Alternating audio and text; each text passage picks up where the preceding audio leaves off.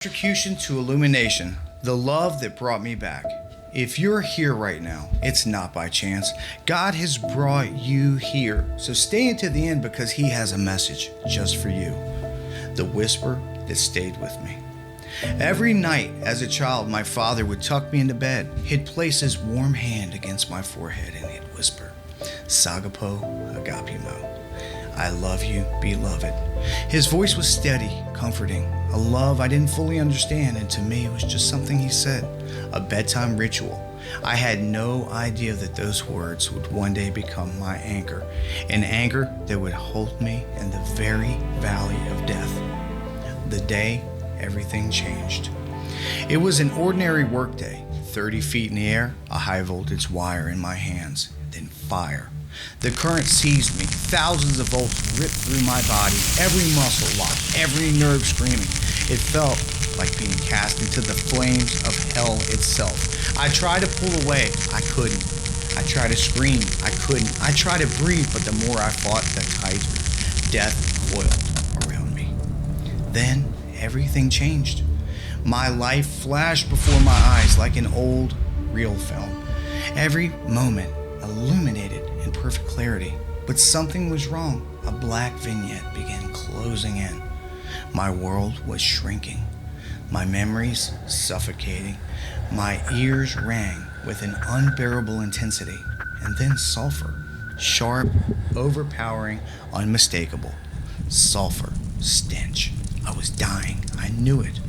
But what I didn't know was that at that exact moment, my watch, my favorite leather-banded fossil watch, it too also stopped. And at that exact moment, the electricity ripped through me, time itself froze. Then everything collapsed. The vignette shrank into a single tiny dot of light. And just like that, I was gone. Yes, I no longer was in my body. I was moving fast, like being pulled through an interdimensional rift, like reality itself torn open, swallowed me up whole. But instead of fear, I felt something else. Love. Not just any love, a love deeper than anything I had ever known. For the first time in my life, I felt at home, completely, utterly at home. And then I saw Him. Face to face with eternity, He stood there, calm, peaceful, radiating light, illuminating. Not just any light, life itself. His skin, beautiful and olive-toned, His eyes piercing with a bluish-greenish hue, and His hair long, parted down the middle. And then I heard something. It was my own prayers. The desperate words I had whispered just before I died. I don't want to die like this. I heard them. The first time it echoed in the room. And that was then He spoke. He said, I'm not done with you yet. Again, my second prayer echoed. I don't want to die like this.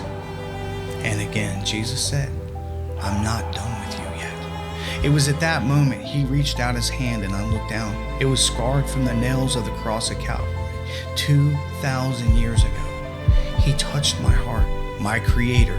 Here was God reaching across space and time, the veil of eternity, to revive me, yet only an arm's length to Him. The same arms that reached across the beams of that same cross to also die from a ruptured heart.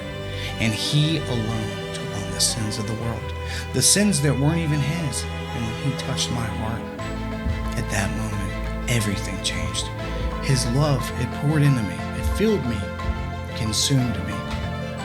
It was pure and unbreakable, infinite, and I woke up just like that. My eyes shot open. There were screams and sirens, chaos. I was alive, but I was not the same. My body was shattered. My right hand was burned and useless. My legs forever weakened. My lower back permanently broken and scarred. I had fallen 30 feet. Concrete rushed up to meet me. An unforgiving impact.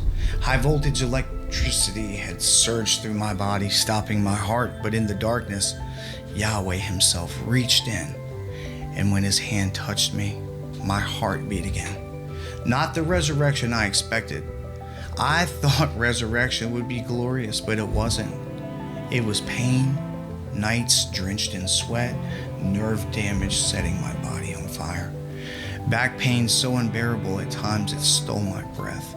Everything I had built was gone. My business, my home, my life stripped away. I had nothing left, rock bottom, broken and forsaken from the world. Yet it was in that brokenness that I found something greater than anything that I had lost. I had found him. Agape, the love that held me.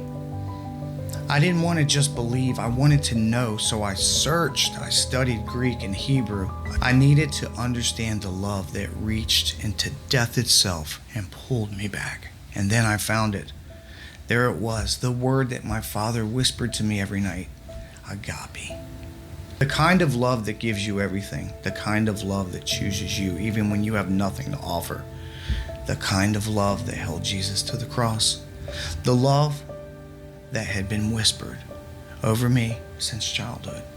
Sagapo agapimo. I love you, beloved. That love brought me back. Agape, more than agape isn't just the deepest, purest, most sacrificial love in existence. It's the same love that held Jesus' heart as he hung on the cross. It's the same love that moved God to step down from heaven and take on flesh, to suffer, to bleed, to die. Agape is the love that took on the sins of the world, the love that endured betrayal, mockery, and nails driven in the flesh. Yet, it's also the same love that created us, the same love that wants us, the same love that desires to spend eternity with us. Agape is the love that saved me, and agape is the love that's reaching out for you. Your story isn't over. Now, by all logic, I should be dead, but I'm here because Jesus said otherwise, and so are you. So if you feel like your story's over, it's not. If you feel like there's no way out, there is. Listen to me.